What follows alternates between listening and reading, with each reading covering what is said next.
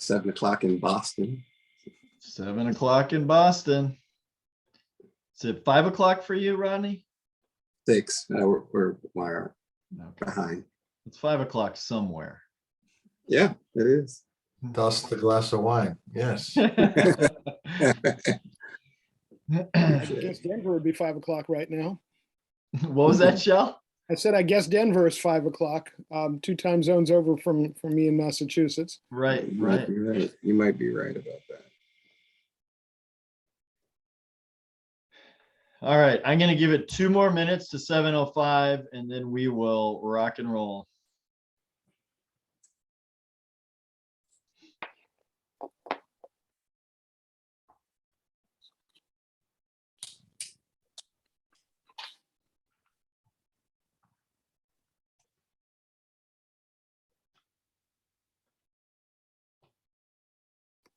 Welcome, Paula. Glad you can be here.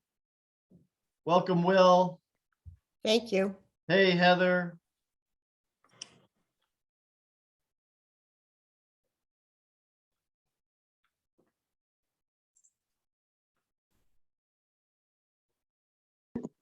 Hey, Bob. Hey.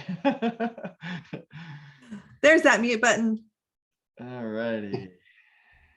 Well, she might have been busy. I think Heather's busy cooking right now, Oh, cooking up a feast for the family. 7 o'clock at night, we're competing with all sorts of things, not just the Bruins and the Sharon Orchestra or all right.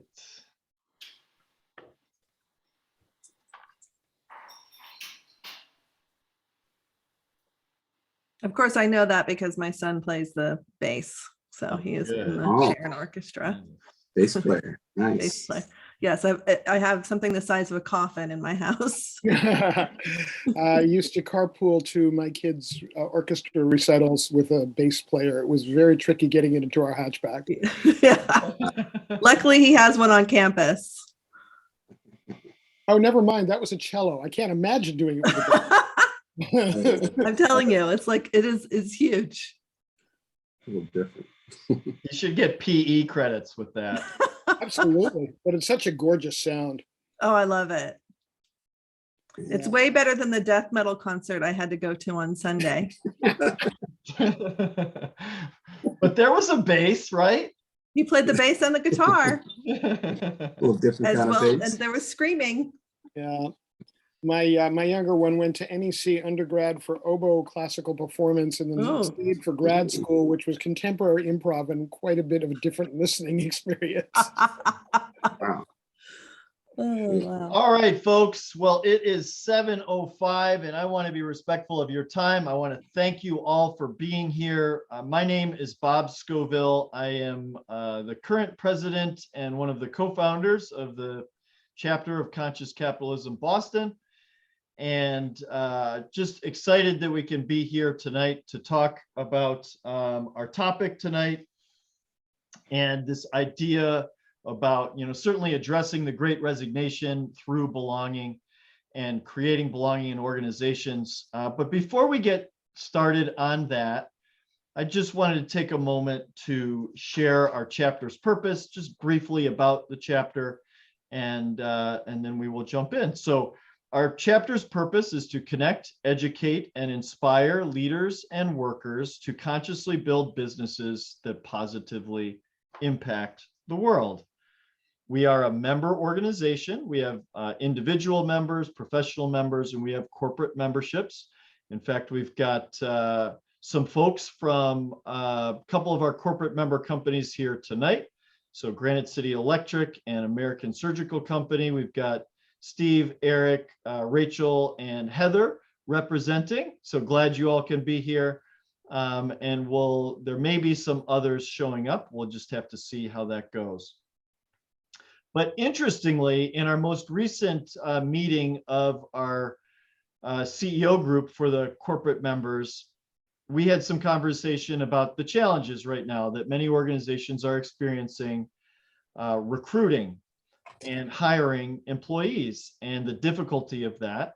And associated with that, the importance of retaining the folks that they have, the good people that they've got, and building a culture where they want to stay, and just the challenge of that in such a competitive market. And so that's why I'm particularly excited about this topic, because it addresses a very real challenge that so many organizations are facing. And it's, I believe that you'll emerge from this conversation with some ideas and approaches that can help your organization to build a greater sense of belonging and hopefully, retain those good people that you've got in your organization. We've got some great speakers and experts here to help us today. Dr. Alessandria Polizzi and Rodney Sigler. And I'm going to do a brief intro of Alessandria, also known as Al, and Rodney's going to intro himself, but the two of them are really going to run the show tonight.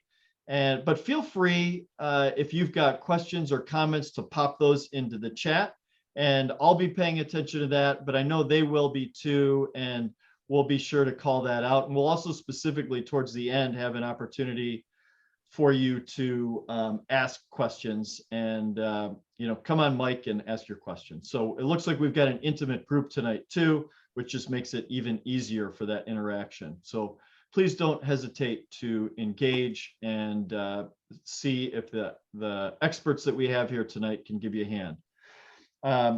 So just, by quick way of background, I met Alessandria at our end of year social for the chapter. She joined us, and she subsequently impressed enough of us that she did a session in January focused on how to cultivate conscious culture, which was very well received. Culture being one of the 4 pillars of conscious capitalism, along with higher purpose, conscious leadership, and stakeholder orientation. So she's got more than 20 years in human capital work, and she's particularly focused on building resilience, attending to burnout and reducing burnout, and in sort of addressing post-pandemic workplace strategies. Rodney's got, you'll hear from him in a moment, but he's got a background which will, Dr. Al specifically sought him out to help us with this topic tonight because of his background focused on belonging and ERG groups. So thank you both for being here, and I will kick it off to the two of you. Thanks so much, Bob. And thanks to everyone who's taking their evening to cover this topic. It's near and dear to our hearts, Rodney and I. This is what we do all day, is think about how we address the current needs of our workforce. Can everyone see my slide? Okay, so just a quick introduction to Rodney. So I met Rodney through a mutual connection, someone I actually interviewed in my podcast, and he and I have had many fantastic conversations. He works for National Instruments. He heads up what they call IRGs there, which I love. And he's located in Austin, Texas. And so we've built, this is a classic COVID story of building relationships remotely and friendships as a result. So Rodney, if you could share a little bit about your background, and we'll go ahead and get started on our conversation. Yes, and thank you, Al. I appreciate that. Hello, everyone. My name is Rod Sigler. My background as a human resource business professional, working both in public and private sector for companies like Walmart Corporation, McDonald's Corporation, and for the city of Austin and for the state for a little bit, really focusing on pillars such as talent, acquisition, retention, onboarding, engagement, operational effectiveness, and overall DEI. It's been a passion of mine to really do the work needed as a business consultant and professional to help business leaders lead their business and put together good action plans and strategies to take on what's always really been really a war for talent. And it's never been realer than it is right now. And so I think there's a wonderful opportunity that we have right now coming out of, we're not used to going through 2 years of crises, but I think that it's a wonderful opportunity as many businesses are rethinking L&D, talent management, talent acquisition, and look forward to the conversation. Thanks, Rod. It's an interesting time to talk about this. The Bureau of Labor Statistics just came out with an announcement about March, and we'll talk about that in a minute. So a little bit about what we do at Verdant Consulting, as Bob mentioned. We focus on resiliency skills, inclusion, belonging, psychological safety, and preventing and addressing burnout in the workplace. And so the Bureau of Labor Statistics just came out with the new results from March. We broke another record. It's not a record we probably wanted to break, which is we had more quits in March than we've had ever historically. 4.5 million people walked away from the workplace. And so this isn't something that we're looking at the end of. I think people thought it would be a blip as we rounded into the 2022, but it seems to still be here. So the Great Resignation continues. And one of the other things that I wanted to share with you guys is that the big crunch point for the Great Resignation in many cases is around people leaders. So we saw in 2021, Gallup did research on burnout, 30% increase in burnout for people leaders in 2021, the only segment to have an increase. As people leave, as people make changes, the people leaders are the ones who are often left holding the bag, and yet they're the ones who bring the culture to life. And so what Rodney and I are going to be talking about is systemically within organizations, the things you can do, but also the key role player in that execution are your people managers. So we're here to talk about belonging. So I'll talk a little bit about that just to start, but Rodney has a great way of thinking about it too. So there's this quote that says, diversity is, oh my gosh, Rodney, I'm totally forgetting. Diversity is being invited to the dance. Thank you. And inclusion is being asked to dance. Yes, and the belonging is they're playing your favorite song.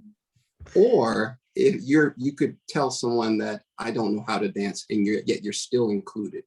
That's right. Pick that one up today.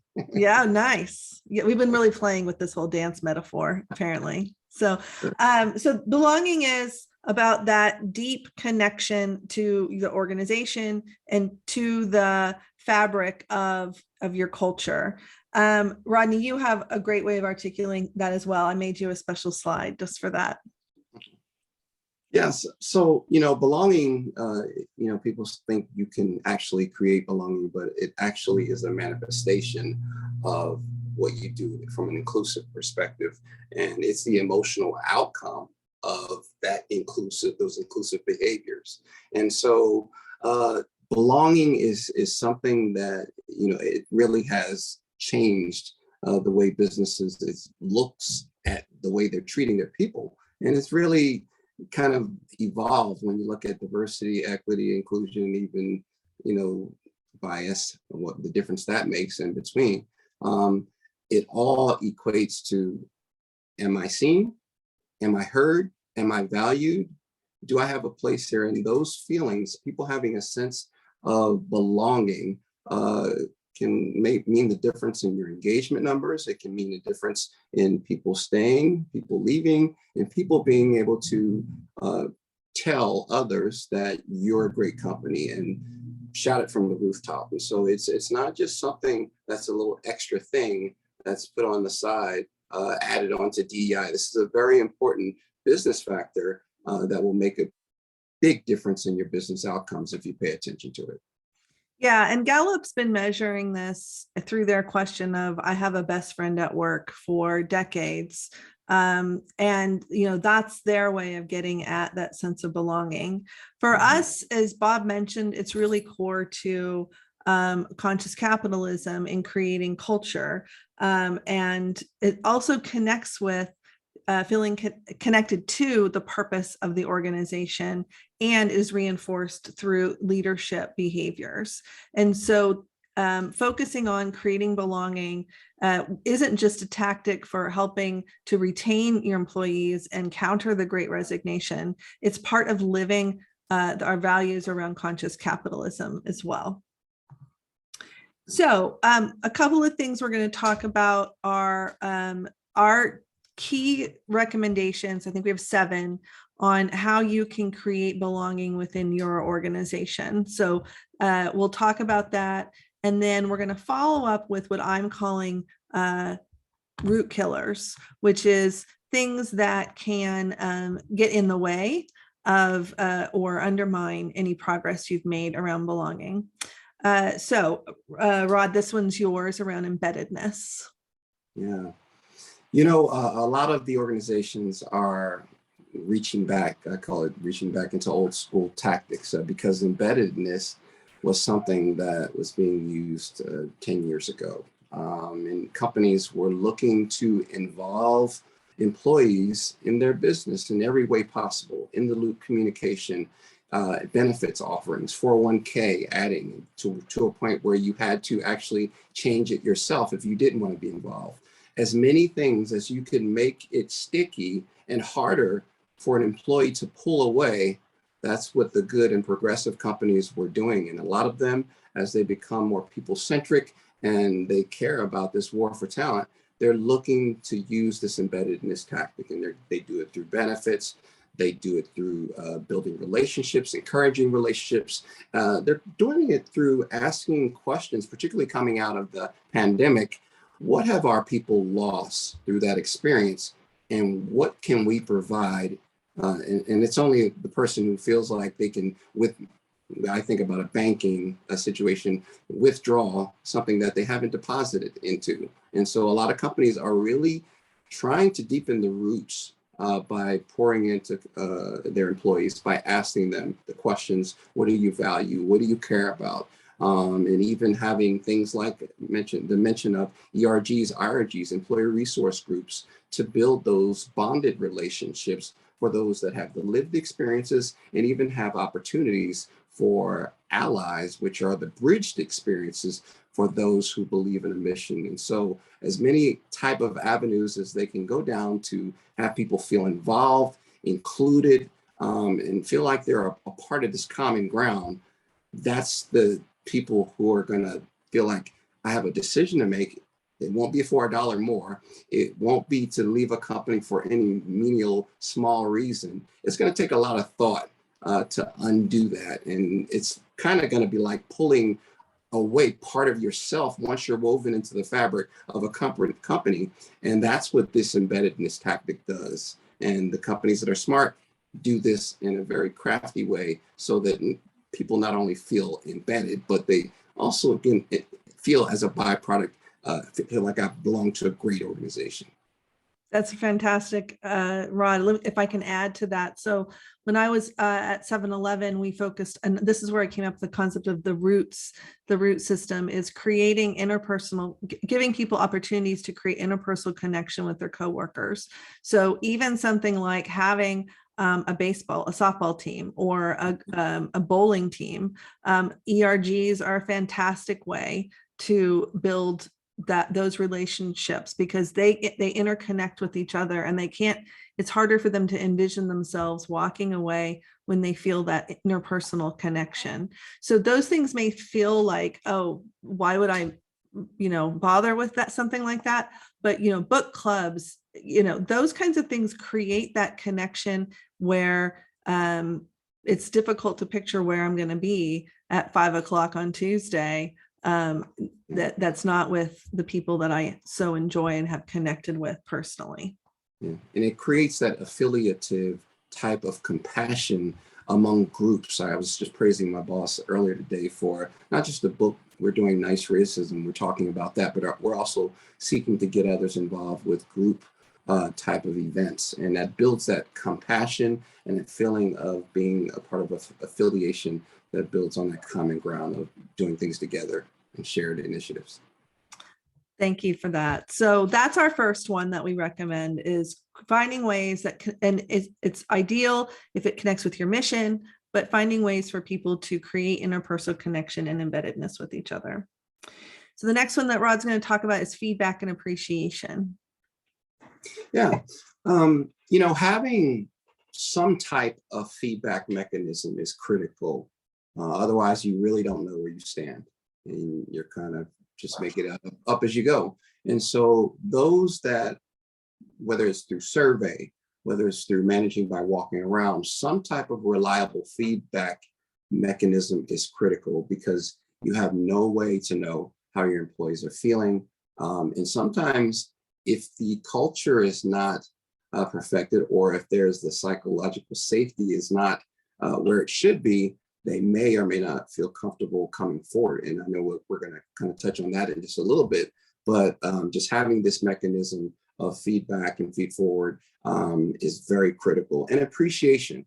I mean, people need feedback. And actually, when it becomes a part of your culture, you ask for feedback, people offer you feedback, and you ask for feedback. It doesn't become such a shock to the system when it occurs if you have performance reviews, because you've made it a part of your culture. It's been an ongoing process where you ask for it, you give it.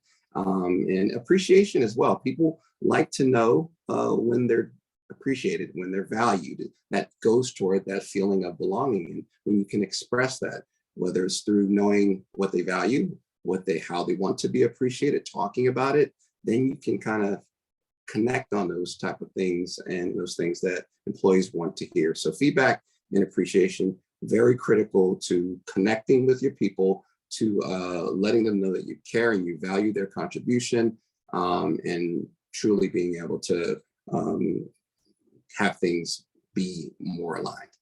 Yeah.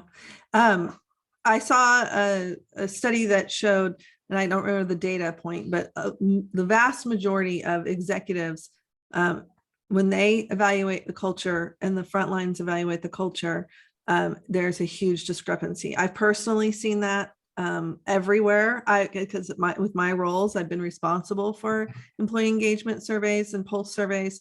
And there is, even if you feel like you are so close to everyone that you know what people think, what they feel, what they have to say, you're probably wrong. So being able to give people the opportunity to express openly and have it be heard will give you deep insight into what people are looking for. In addition, it'll give you an opportunity to create that back and forth dialogue and bring people in to create solutions.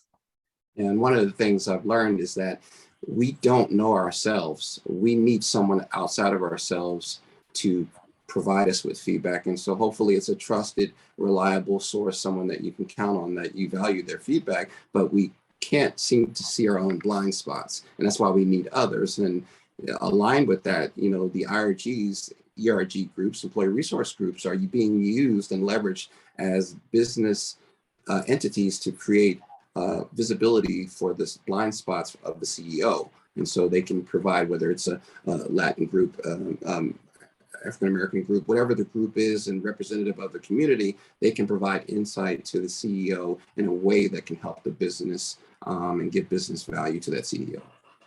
Yeah.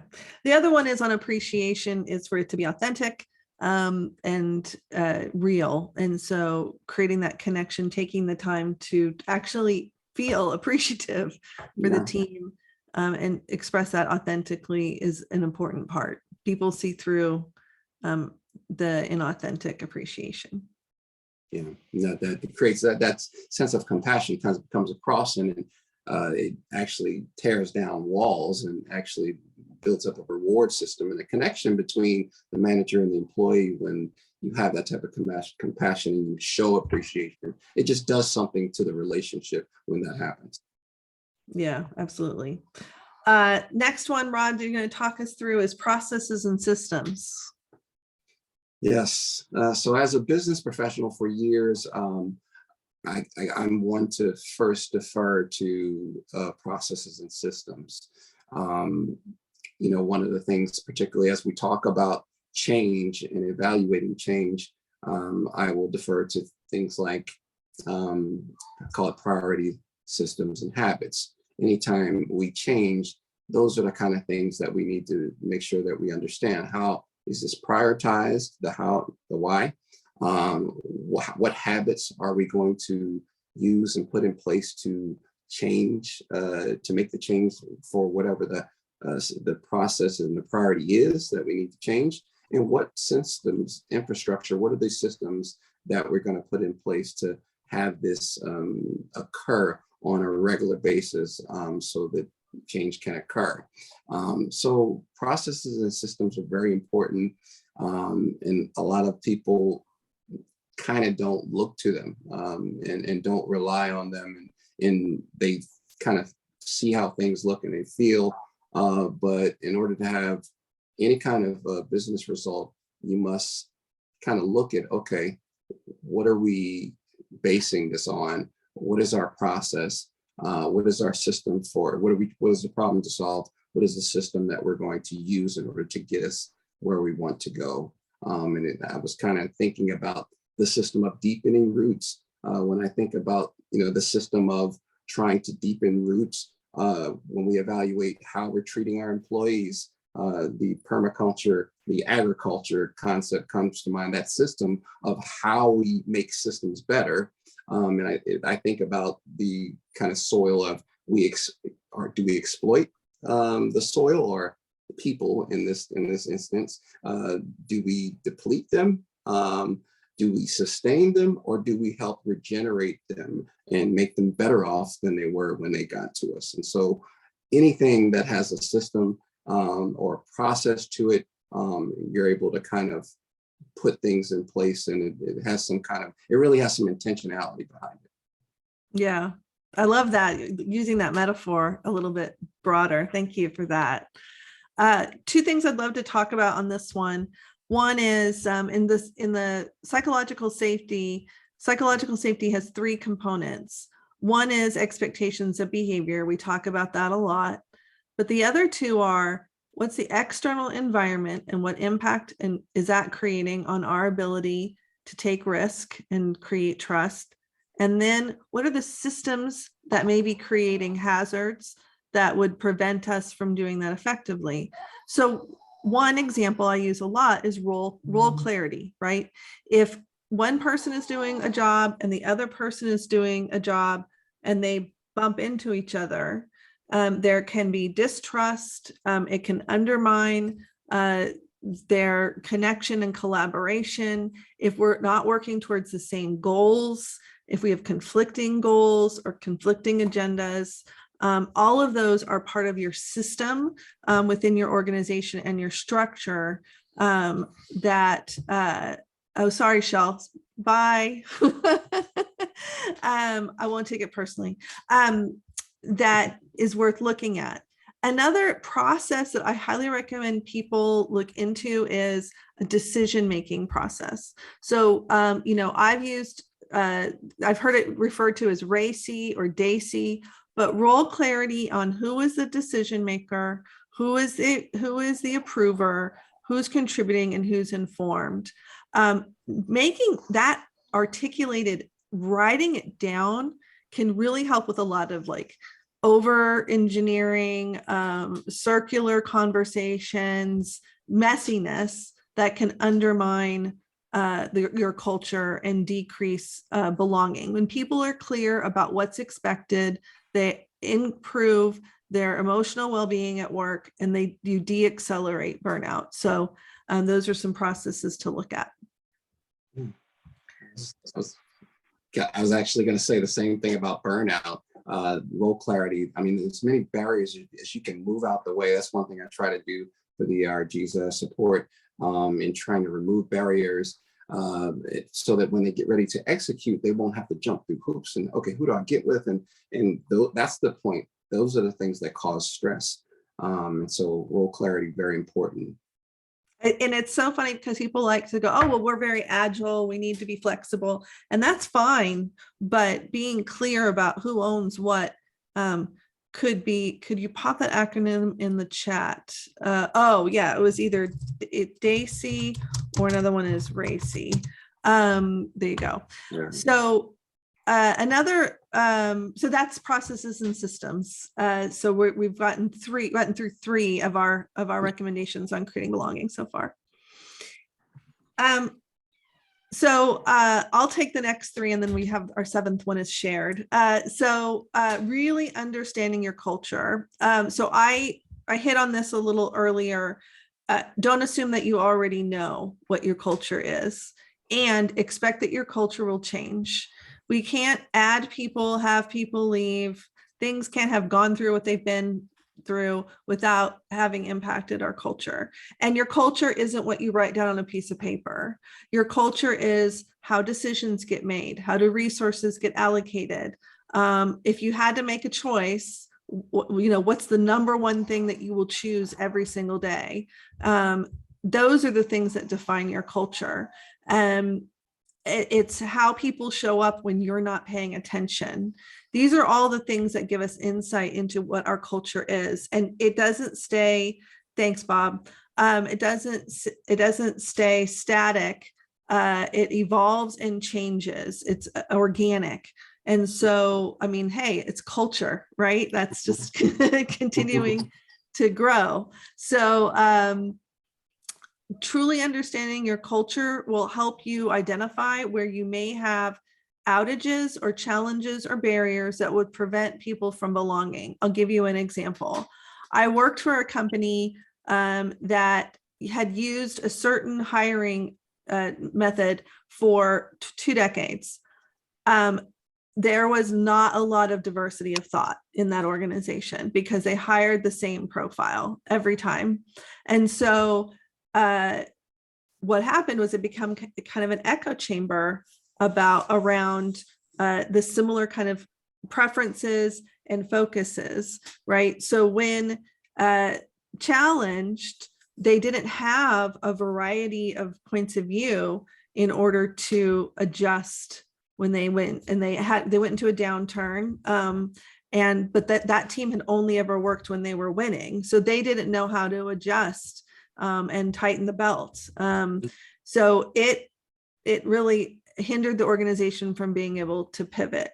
It also was very insular and when people came in who didn't fit the mold, they did not last very long. There was organ rejection. And so when you have a very insular culture, it can be strong, but if you're bringing in people because you want them to be additive, focus on culture add versus culture fit. Yeah, that's exactly what I was thinking the whole time. It's, do you want me to be like you want me to, or do you want me to come as I am? And culture is supposed to be shared daily habits. Shared, we create this house together. I don't want to be welcomed. I want us to co-build and for me to be a part of this as well. Yeah, I mean, and look at your onboarding process. If your onboarding process is about indoctrinating people to be the way everyone else is versus what you hired them to be, your onboarding process is working against you and not for you. So one of the big things I see is we hire people who are different, are going to bring things to the organization, and then we try to squeeze all of that out of them so they fit in with everybody else. And that's one of the places where you see the most biases in policies, processes.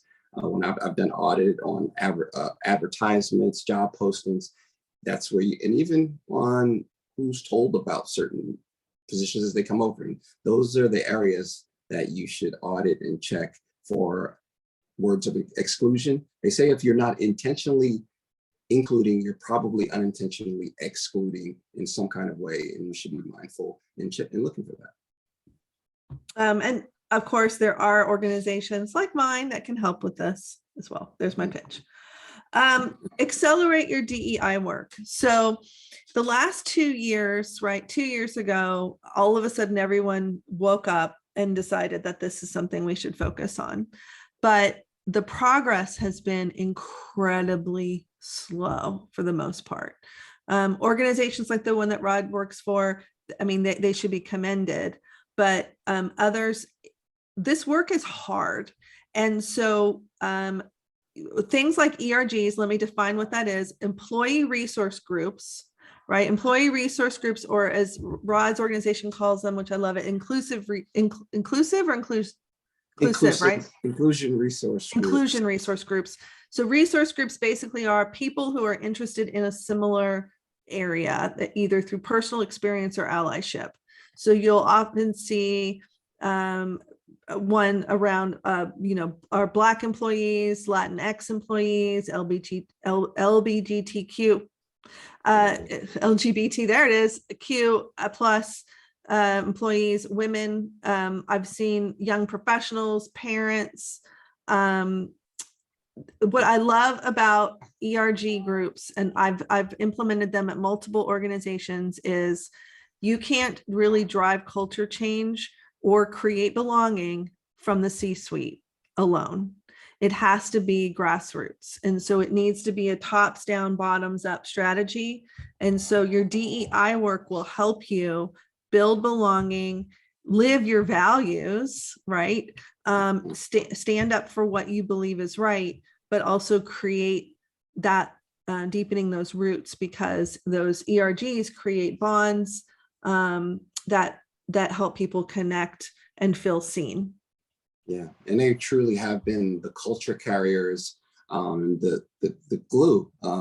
Even through the pandemic, a lot of companies have leaned on them even more indifferently than HR. I remember HR when we were asking for a seat at the table and to be more involved with creating strategy and so forth. That was a change. We became more involved in IRGs, ERGs. They're more expected to do more, and they're playing a bigger role. And the I is usually put on by organizations who want to put an emphasis on the mission, the work it's really about inclusion that you're leaning into. And that's why we did that. And some other companies are doing that as well. But I'm really proud of our IRGs, our NI Enable group for disabled. They're doing just some work just behind the scenes, normalizing certain language and things so that people can feel more comfortable talking about this. It's Mental Health Awareness Month. I mean, and there are just so many little things that they do that you just couldn't go to the C-suite, or the line manager creates the culture and is the X factor for creating the culture. But these groups, they do some other things just throughout the year that just are different, and they create so much value. Yeah, let me give some examples. A prior employer I worked for, beer company, we had LGBTQ plus group, and they actually came up with some brews that we offered. Love Conquers Ale, and they did a whole series of programs around that to raise awareness externally as well as internally. I've seen resource groups at a veterinary hospital company I worked for, where they wanted to raise awareness for people of color around working in the veterinary industry. And so we had a program for high schools where we worked with high school counselors to help provide opportunities to connect with our veterinary hospitals and give summer jobs to kids from historically Black schools and Black colleges. So, and I never would have thought about going to that level as the head of HR, but they brought the ideas to the table. Watch out for this. Don't make this free labor. If people are going to participate in a resource group, that needs to be considered part of their job, not something they do in their spare time, because it can come across as being taken advantage of. So that's a big watch out for resource groups. Yeah, and right now I'm doing the research on a stipend. Some companies are paying a stipend, some are not, but that has jumped over the last year. I saw some data. The Rise Journey is a group. They produce good data on this, and they show that it's jumped. More companies are seeing the value, and they are paying. And it's not a softball team. They are doing some meaningful work, and they're valued and really appreciated. Awesome. So that's accelerating your DEI work and really focusing in on that. obviously I have a bias on investing in resiliency because that's what we do. But, my strong belief is that resiliency is one of the leadership skills for today's workforce. This isn't about treating people like crap and then gaslighting them to being more resilient. That is not at all what I'm saying. What I'm saying is invest in education around not just creating psychologically safe organizations, but resilient ones. So resilient leaders, resilient teams, they understand their own stress responses. They understand big emotions and how they can manage those emotions and how they can adjust their approaches in ways that have been scientifically proven to be more effective in increasing emotional well-being and life satisfaction and ultimately job performance. And so there's opportunities to teach these skills as we continue to be in a tumultuous environment. Let's just say COVID goes away, we still have an existential climate crisis we're dealing with, let alone inflation and a war, and now some political fissures that just came out in the last 48 hours. So this is not slowing down. And so how do we give people the skills to manage the stresses and stressors that they face both on the job and off? That helps them bounce back, and it has been proven to improve overall job performance and company outcomes. Yeah, this is social disruption. This is ongoing, it seems, and hats off to you, Al, for just the conversations you've had around so many relative issues. And for those who haven't seen our programs, check out the archives. So many good ones on so many things. But I can't help but think about the coming through the 2020 and so forth, the scarf, just the amount of the scarf model comes to mind. And I'm thinking about just so many people felt, what is my status? What the certainty, what's around the corner, what's next? I can't go back to work. I have no control, no autonomy, so many things, but we have to keep going. We have to keep going. And so everyone doesn't have or feel like they have that resilience to keep going. And there's some skills out, there's some resources, some skills out there to help people do that. And so hats off to you. Thank you. And how does this relate to belonging? Well, if I have an organization that's investing in my overall emotional well-being, not just giving me an EAP to react to that I can go to when I'm in crisis, but helps me proactively prepare for challenges in the future, I'm going to be even more, and that's ongoing, then I'm going to be even more committed to stay. Yeah. The engagement, commitment, all those things lock in when you have people pouring into you like that. So yeah. Yeah. Also, I saw a study that said 80% of employees would leave their current employer for one with better emotional well-being resources and services. So yet another reason.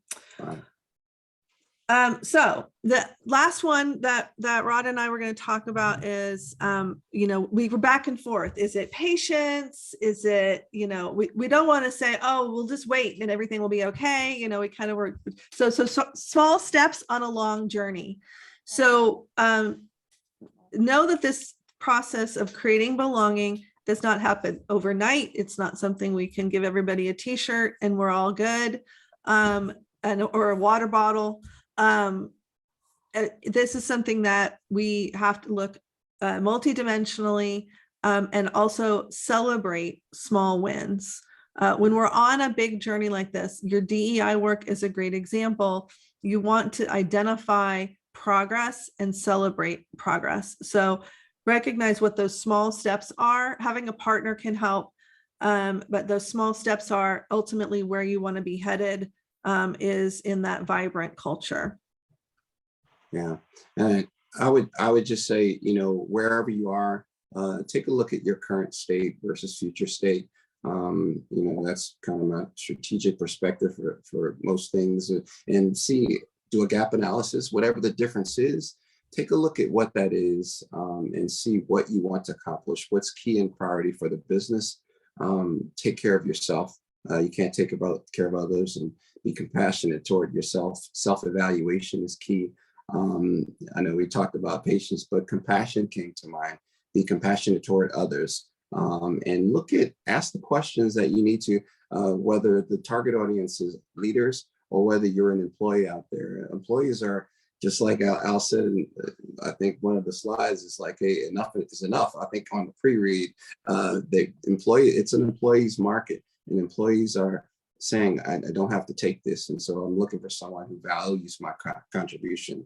And so if you're someone that's an employee, you're looking for that, take a look at the employee value proposition that an employer offers. Do they have commitment to you and all those things? But if you're a leader and you're truly looking to lean into being a human-centric people leader, the new hybrid world of work is where that we're headed, where we are, then you should be asking key questions about how are we treating our people? What are we pouring into our people? Asking what they need, what do they value, and how can we take care of the whole employee? They'll take care of you. That's a great segue into the next topic. But before we do, I want to hit on the thing that you just mentioned, which is self-compassion. So in addition to being compassionate to our employees, the best thing that any leader can do is practice self-compassion. So you might say, wait, I thought I was supposed to be focusing on my employees. And what the science shows is when we practice self-compassion, which is speaking to ourselves with kindness, withholding judgment, creating connection, and being present in the moment, we hit on the parts of our brain, the nurturing parts of our brain, the caring parts of our brain, which actually have been proven to increase our ability to care for others. And so there's multiple studies on this that show if you practice self-compassion, it makes you a more compassionate leader. I want to share with you guys real quickly before we go into the root killers. How many of you are familiar? You go ahead and put in the chat or raise your hand with what Airbnb has just done with their employees. Okay, I just learned about this today. One of our affiliates, her husband works for Airbnb. So they've just changed to a live and work anywhere policy. And I wanted to read some of this for you because I'll share what has happened as a result. Number one, you can work from home or the office completely. They've gotten rid of their offices. They have a WeWork facility that people can use if they want, but it's all optional. Two, you can move anywhere in the country you work in and your compensation won't change. That means you can live in San Francisco or Nashville. The pay is the same. Three, you have the flexibility to travel and work around the world for up to 90 days a year in each location. So that, again, your pay won't change. Four, we'll meet up regularly for team gatherings, offsites, and social events. So they took the money that they were spending on their very expensive building and they're spending it instead in doing events. And we'll continue to work in a highly coordinated way. After they made this announcement, the number of applicants for their position increased exponentially. I heard up 400%.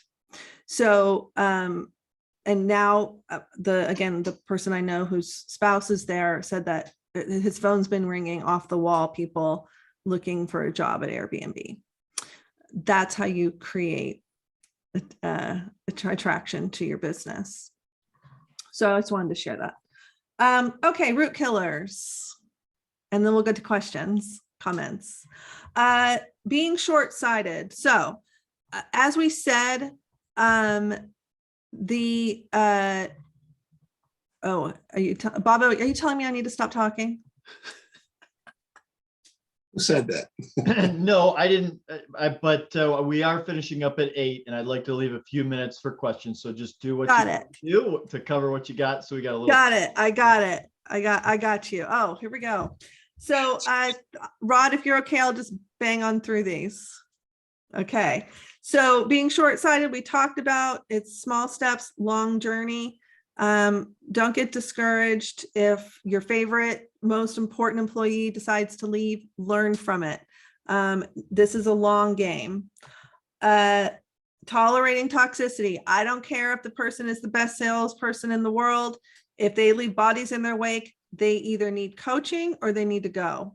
If you're the lowest performing, worst behavior will become the norm. So don't tolerate that. And then taking without giving. This actually was yours, Rod. So if you're going to ask employees to bring their whole selves to work, you have to do the same. That means being authentic and vulnerable. That means you give back what you get. Okay, so that's questions. So these are the things we talked about. Great resignations here, create belonging, and nurture to retain your employees. There, Bob, how's that? Wonderful. Thank you both. We do have a few minutes, and so I just want to give our participants an opportunity to see if they have any questions. I will say that oftentimes they're practical, like thinking about how do we get started, what can we do first. So, but let me open up to them and see if there's things that are on their mind. So feel free to just take yourself off mute and go ahead and ask your question, or you can hit the reaction button and raise your hand. That'll cue Hi, people up. Morgan. I see Morgan's hand going up. Steve, I saw you take yourself off mute. So we'll start with Morgan and we'll go from there. Yeah, thank you, everybody. And so I was really liking this quote from Rodney. I don't want to be welcome. I want to co-build. And so that really felt great to hear that. And I want to ask basically anyone, or the speakers or anyone, I'm coming more from an employee point of view, but how do you think these principles, I'm already seeing like I might be able to use some of these even as like an employee, sort of whatever small influence that I have. But what do you think? How much do you think I can leverage these from? I'm not a manager, I'm an employee. So Al, I don't know if you want to weigh in before I do. Go ahead, Rod. So thank you for the question. I think you should be valued, and the one thing that I think about is the psychological safety piece. There are levels to this, as Jay-Z would say. Coming in, inclusion is kind of bottom level. When you talk about, do I feel safe and comfortable as an employee? Should I be able to approach? Do I feel included? Also, there's a learning level. Can I learn with this company? Can I contribute what I know, bring to the table, or what I learned? Say if you're learning something right now, can I contribute it and say, hey, here's what I would like considered?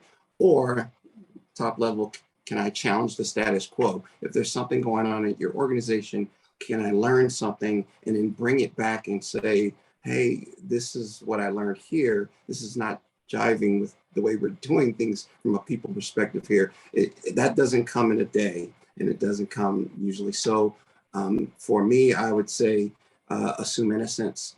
And if you feel comfortable talking about it and say, I learned this, help me understand what I can do to be a better person that supports this or that, come at it from that angle rather than, you're doing something wrong, we're doing something wrong. And I think that will be welcomed a little bit. Hopefully you have someone you trust, that you value, and you do have a safe place with being able to converse about these things. But I admire you for speaking up and wanting to implement and come back and have a more human-centric work environment. So. Yeah, I do too. Thank you, Morgan. And thank you, Rod. One thing I would say is, if you're working in the organization that you want to be working in, you coming to the table with an idea should never be a bad thing. It's not a criticism. Say, hey, I went to this session and here's some things I'm thinking about. I'd be interested in even taking the lead or pulling together a small group, that gives you an opportunity to show your leadership. Nobody wants anything dumped on their desk, especially right now. But if you come in and say, hey, I went to this thing, I had this idea, and here's how I'd like to do, or here's what I think can happen, that would be actually probably very well received. Yeah, it shows a competency of someone that's willing to step forward, show initiative, and shows a lot about you.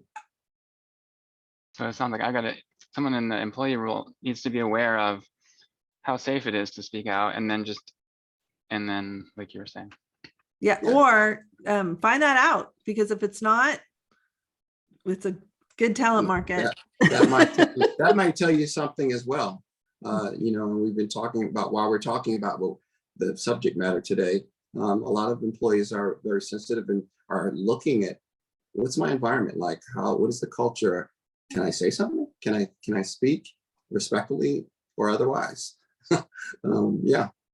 All right, maybe we have time for one more question or comment. Steve, I saw you took yourself off mute. Did you have something you Yeah, want so I just want to comment. So we're like 65% through our first round of the DEI process. We hired an outside consultant after going through a seminar that Bob held. We hired the people from YW Boston. I would just tell you this. First of all, it's way more bumpy than I thought. Let's not gloss over about the things why this is complicated. What was beautiful about the facilitator that we have is her right up front saying, it took us 300 years to create this. We're not going to fix it in a quarter. And so most of my professional life, it's like, how do we get this done before year end, right? And this is not going to get done before year end. The final thing is this. The beauty of what I'm learning is a white kid from a white town in a white industry with a white board, with a white leadership team is, I had no idea, none, about the built-in things, systematic, I guess is the word that I'm learning, that we've created in our own system about how we hire, fire, all these things. So I would say to you as a group, find a way to learn what DEI means. I don't know yet. All I know is what I've been exposed to is amazing.